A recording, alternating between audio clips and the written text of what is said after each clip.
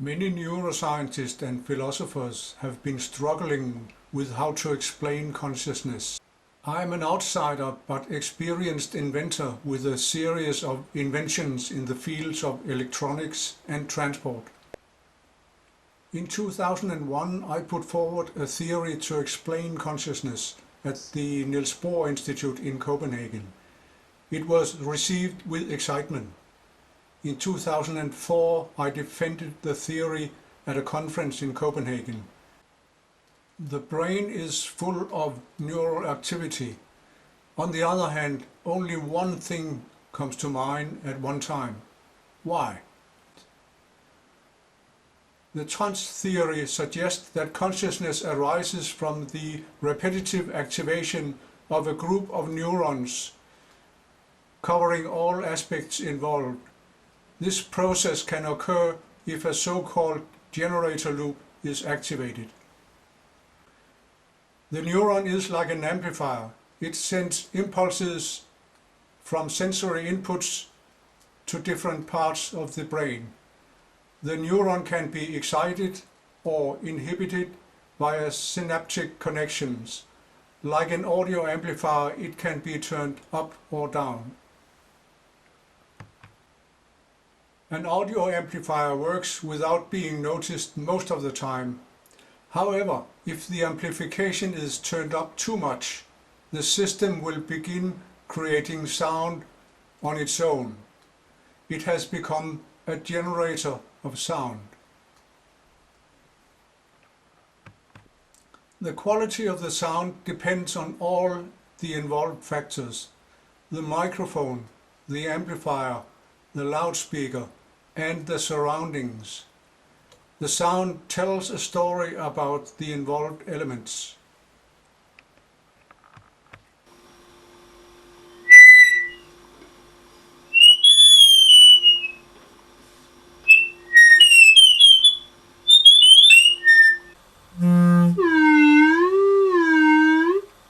A group of connected neurons can also create neural activity on its own. It becomes a generator. It generates a conscious feeling about the qualities represented by the neurons represented in the loop. This function can be demonstrated in a small program where 4 neurons are excited and inhibited randomly. If the conditions are right, the loop will burst into active generation of pulses. After a short period, consciousness will be created.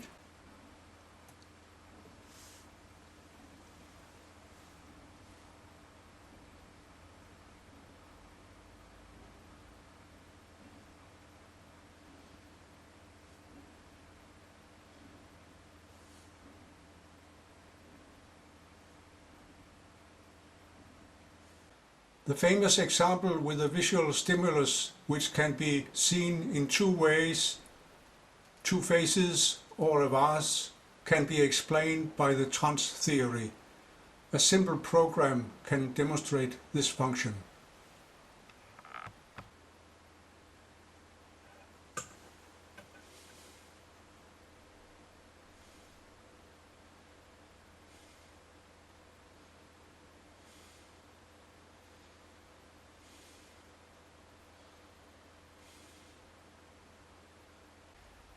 The hard question of consciousness can easily be understood by the function of the generator loop. It connects different areas of the brain so that different qualities can be bound together in a unity, qualia. When a neuron has fired, it has to rest for 2 milliseconds before it can fire again. If the loop is big enough, it can continue firing as long as the general level of excitement is high enough. A large brain is able to make generator loops, since the transmission time easily can be larger than 2 milliseconds. Consciousness seems to be more frequent in large animals. The repetitive activation can also be created in a resonating structure around one central master neuron.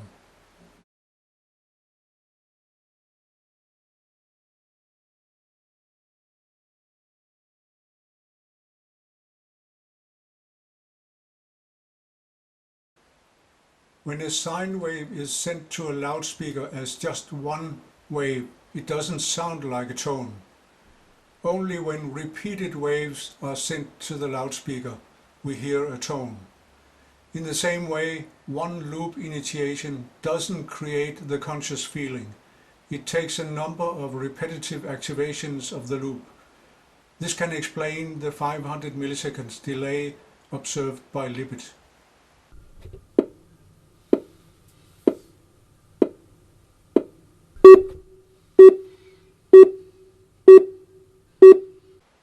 The first to acknowledge the theory was Professor Rasmus Fogh at the Niels Bohr Institute in 2001. Soon followed a lot of reactions to the theory, mostly positive.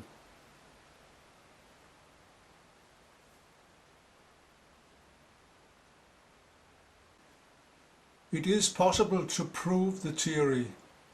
If a brain is activated 3 or more places in a sequence, it should be possible to invoke a conscious feeling in the person. The reverse must also be possible. If a conscious thought can create a sequence of pulses in a number of electrodes, it will make the trance theory more probable. This activation might be possible without opening the skull using focused ultrasonic impulses. In conclusion, I think the trance theory is a theory worth testing, since it addresses most of the unresolved aspects of the nature of consciousness.